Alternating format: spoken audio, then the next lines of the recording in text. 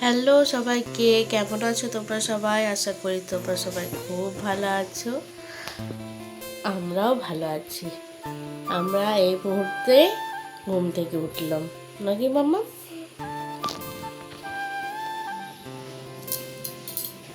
এখনো আমরা উঠেনি, নিচে যাই নাই, বিছানা টিছানা গুটাই নেই, এই উঠেছি। আর এত বৃষ্টি পড়ছে বাইরে যে কি বলি, সেই জন্য বসে আছি, নিচে যাইনি তো ভিজতে হবে। আমার মাম্মাম তো জল পেলে ভিজে, সেই জন্য ভাবছি একটু পরেই যাব। আর অনেক দিন কোনো ব্লগ শেয়ার করা হয় নাই, কারণ আমার একটু শরীরটা খারাপ হয়ে গিয়েছিল, জ্বর সর্দি, সেই জন্য। মামায়ের শরীর খারাপটা একটু কি হয়েছিল? হ্যাঁ,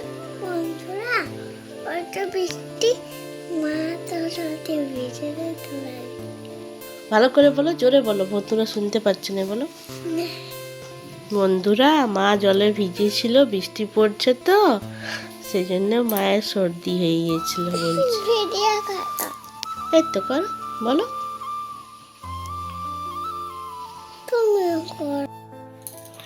বাইরে এত বৃষ্টি পড়ছে, তাও মানে এত গরম যে কি বলি। মেয়েকে দিয়ে এলাম, আবার ঘর দুয়ার গোটাগুটি করে দিয়ে তারপরে কাজ শুরু করব।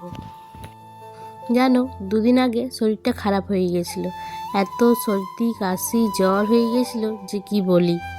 যখন জ্বরটা আসছিল তখন শুয়ে দিচ্ছিলাম, আবার প্যারাসিটামল খাইনি, যখন জ্বর ছাড়ছিল তখন কাজ করছিলাম। কাজ তো করতেই হবে বলো। আজকে ভয়েস ওভার দিচ্ছি, গলাটা আমার এখনও বসা আছে। আমরা হচ্ছি ঘরের বউ, আর ঘরের বউদের যদি শরীর খারাপ হয় তাহলে কি করে চলবে বলো। সেই জন্য প্যারাসিটামল খাচ্ছিলাম আর কাজ করছিলাম।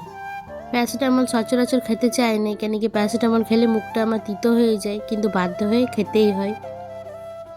দেখো রান্নাঘরটার অবস্থা আমার কেমন হয়ে আছে। সকালে সিনহাবুর জন্য টিফিন বানাইছিলাম, ভেন্ডি ভাজা আর রুটি।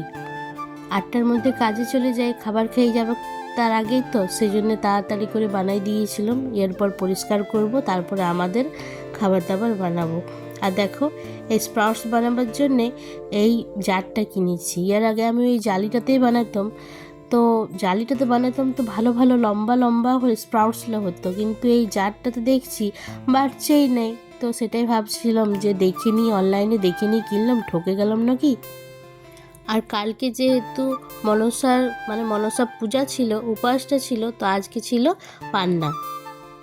আমরা বার উপাস পান্না কোনোটাই করি নেই। শাশুড়ি মাকে দেখতাম যে করে নেই, তো যেগুলো যেগুলো উনি করতেন আমরা সেগুলাই করি। উনি করতেন নেই মনসার উপাস, তো আমরাও করি নেই। তবে আমাদের পাড়ার অনেকেই করে। সিনা আবুর জন্য বানাইছিলাম রুটি আর ভেন্ডি ভাজা, আমাদের জন্য ছোলা আলুর পাতলা পাতলা করে ঝলঝলা তরকারি বানিয়েছি মুড়ি দিয়ে খাবো বলে। আর এটা ছেলের, মেয়ের আর রিদ্ধির জন্য বানিয়ে দিয়েছি ইডলি। এটা কিন্তু চাল ডাল পিসানো, এটাতে সুজি দেওয়া আছে, চিড়া দেওয়া আছে, আর একটু দিয়েছি দই আর নুন।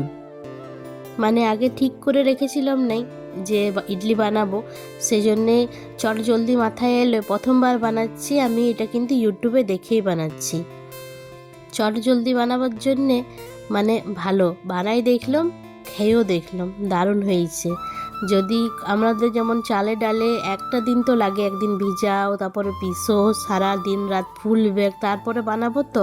কিন্তু এটা দেখো, খেয়ে নিয়ে মনে হচ্ছিল না যে আমি এটা মানে এমনি ইডলি, চালে ডালের ইডলির মতনই লাগছিল। তারপরে আবার যেহেতু মানে চাটনি সাম্বারের কোনো মানে ঠিক করে রেখেছিলাম না, সেই জন্য আমি এটাকে ফ্রাই করে দিলাম, কারি পাতা সরষা ফড়ং দিয়ে নিয়ে একটু হলুদ একটু লঙ্কা গুঁড়ো দিয়ে ফ্রাই করে দিলাম।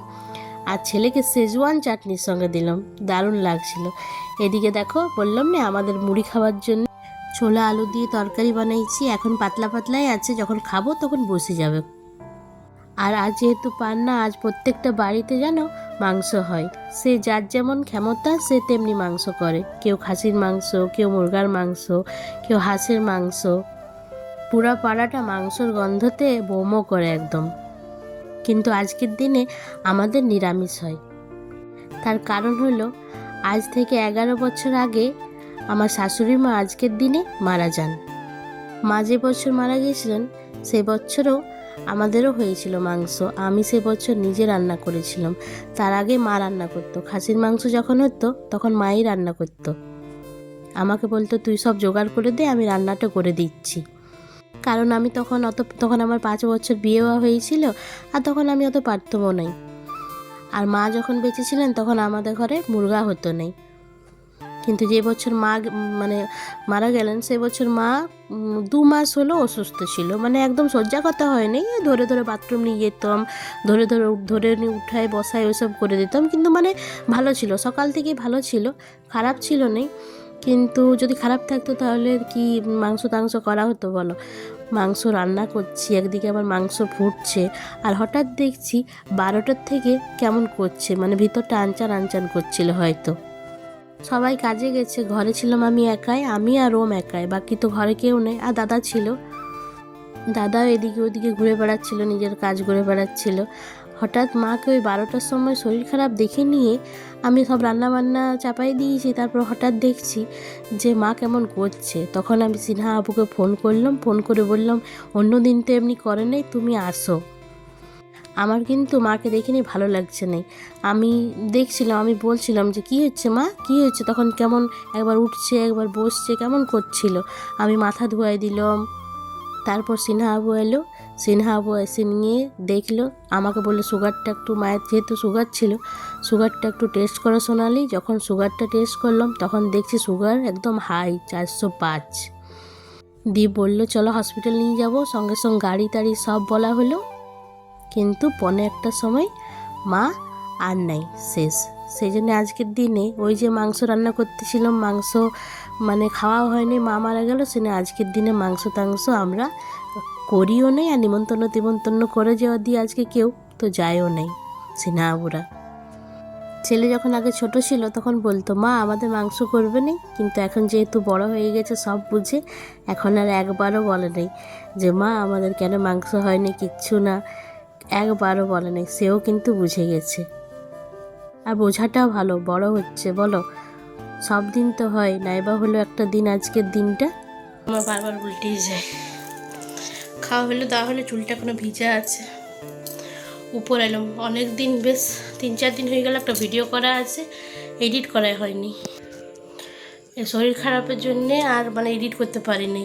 দুপুরবেলায় খাওয়া দাওয়ার পরে শুয়ে দিতাম, দিয়ে ঘুমাই যেতাম। আজকে ভাবছি না, আগের ভিডিওটা আগে এডিট করে পোস্ট করবো, তবে তো এটা করবো। তো সেই জন্যে আজকে চলো উপর এলাম, এখানে এডিট করবো। নিচে সবাই শুয়ে আছে, ফ্যান চলছে, হবে নেই, নিরিবিলি ছাড়া আমার এডিট করা হয়নি। ভয়েস ওভার দেবো, দিয়ে নয়েজ চলে আসবে। সেই জন্য চলো ভিডিওটা এডিট করি। আর এক নিঃশ্বাসে উপর চাপলে আমার দম উঠে, আমি উপর দম। প্রত্যেক দিন তোমাদের সঙ্গে শেয়ার করি যে সকালবেলা এই ঘরটা কত নোংরা হয়ে থাকে, আমার বিছানাটার অবস্থা কেমন হয়ে থাকে, ঠিক আছে? তো এই যে ইনার জন্যে আমার অবস্থা ঘরের খারাপ হয়ে থাকে, দেখতেই তো পাচ্ছ কি করে রেখেছি। এখন বাজছে 7টা, রুটি তরকারি হলো, পড়তে বসাবো। এখন তো শুরুই হয়নি, আসল কাজটা শুরু হয়নি। দেখো তো, বলছি তো গুটাই রাখছে, দেখছো? দেখো এখন 10টা তক্ক এখানে হুজ্জুতি চলবে। তো হুজ্জুতি যদি চলে তাহলে তো ঘরের অবস্থা কেমনি হয় বলো? আর 10টার পরে কি আর দেখো কি সুন্দর গুটাই দিয়েছে, এমনি কে পারে? এমনি আমারও তো সকালবেলায় গুছ গাছটা এমনি আমারও হয়নি, দেখো। আর এই যে এত বালিশ, এই ঘরে কেউ শুয়ে নেই, কেউ না। যদি কেউ আসা যাওয়া করে তখন শুয়ে, বাকি কেউ থাকে নেই। ওই আমরা এমনি সময় যদি দুপুরে থাকলাম একটু, এমনি সময়ই থাকি। এই বালিশগুলো সব খেলার সাথী হয়ে। এই বালিশ দিয়ে কি বানাও তুমি? ঘর বানাই। চেষ্টা না করলে বুঝতেই পারবে না তোমরা। কিছু বলে কি বলে, কি চেষ্টা পারবো না বুঝতে, বলো তো? ভালো বন্ধুদেরকে ভালো করে বলে দাও। বন্ধুরা, আমার মামাম কিন্তু পড়াশোনা করে, খুব সুন্দর পড়াশোনা করে। তোমরা কি শুনবে? আমি এমনি করে লিখতে শিখেছে। আজকে তোমাদেরকে দেখাবো কি কি লিখতে শিখেছে। এ দেখো জামাতে লিখছে, দেখো দেখছো জামাতে লিখছে, বুঝলে। বি আর আমার এমনি ভ্যাকন দেখিনি, তোমরা ভাবো না, আমার শরীরটা ভালো। যে তোমরা বদমাইশি করো তাদেরকে মা বেতন দেয়। একটা মায়ের দাঁড় লাগা মামা মামনি করতে নেব। আচ্ছা ঠিক আছে, আমার মামামকে তো একটা কবিতা মানে শুরু করলো এখন, বলো। নটু নটু না, হাত। আচ্ছা ঠিক আছে, নটু নটু বলো। নতুন নতুন পায়রাগুলি ছোটন বেঁধেছে, ও বাড়িতে ছেলে মেয়েরা নাইটি বেঁধেছে। নেমেছে। নেমেছে। হুম। কে দেখেছে কে দেখেছে দাদা দেখে দুধারে দুই রুই কাতলা ভেসে উঠেছে। কে দেখেছে কে দেখেছে। বলো না কে, তুমি আমি আমার সঙ্গে বলো। কে দেখেছে কে দেখেছে দাদা দেখেছে। দাদা হাতে কলম ছিল ছুঁড়ে মেরেছে। দাদা তুমি বলো না। উফ, দাদা বড্ড লেগেছে। বড্ড লেগেছে। Twinkle, twinkle, little star, how I wonder how dear what I've found us like it in the sky. হয়েছে হয়েছে হয়েছে। মানে এটাকে হার বলে, রবীন্দ্রনাথ হাট হ্যাঁ, বুঝাই কোমল কোমল করে। মোর পাড়ার গজরে গাড়ি বুঝাই কোরা কষি হারে গাড়ি চলে বংশী বাদন সঙ্গে যেতে পারলে মন্দা। হাট বসেছে শুক্রবারে বক্সিগঞ্জে। বন্ধ পারে হ্যালো, কটাটা বলো, আমি তো সবটা বললে হবে। জিনিসপত্র জুটিয়ে না বলো। গ্রামের মানুষ বেঁচে আসেনে উচ্ছে বেগুন পটল বলো হুতু হুতু হুতু উচ্ছে বেগুন পটল মূলো। এবার এটা কিন্তু বদমাসি।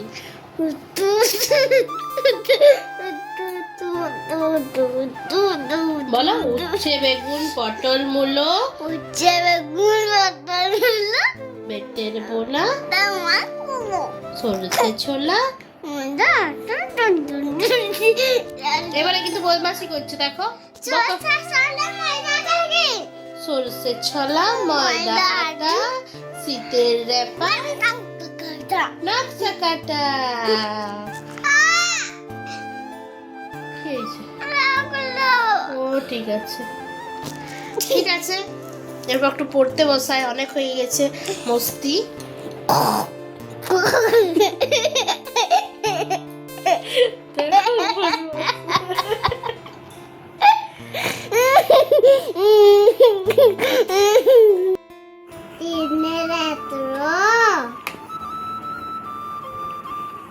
চারে বেদ হচ্ছে পঞ্চবার ছয়ে ঋতু সাথে ভালো করে লেখো। সাথে সমুদ্র না আটে অষ্টমাস আটে অষ্টম না, ভালো করে স্যান্ডিং, এখানে স্যান্ডিং লাইন দাও। তারপরে সার্কেল করো। হ্যাঁ, তারপরে বার করো। হলো নাই তো একটু এইটা সার্কেলটা ছুয়াবে এখানে, ঠিক আছে। দেখো আমি জানো, মেয়ের এই লেখালেখি নিয়ে খুব টেনশনে ছিলাম। যখন প্রথম প্রথম লিখতেই চাইতো না, তখন আমি ভাবতাম যে ভাই লেখাপড়া হবে কি না, লিখবে কি না, কেমন করে আমি লেখাবো, কিন্তু দেখো একটা ছেলের মা আমি আগেও হয়েছি, তারপরে আমার মেয়ে, আমার তো জানা দরকার। কিন্তু ওই যে মানুষ অল্পতেই অধৈর্য হয়ে পড়ে, যেমন আমি হয়ে গেছিলাম।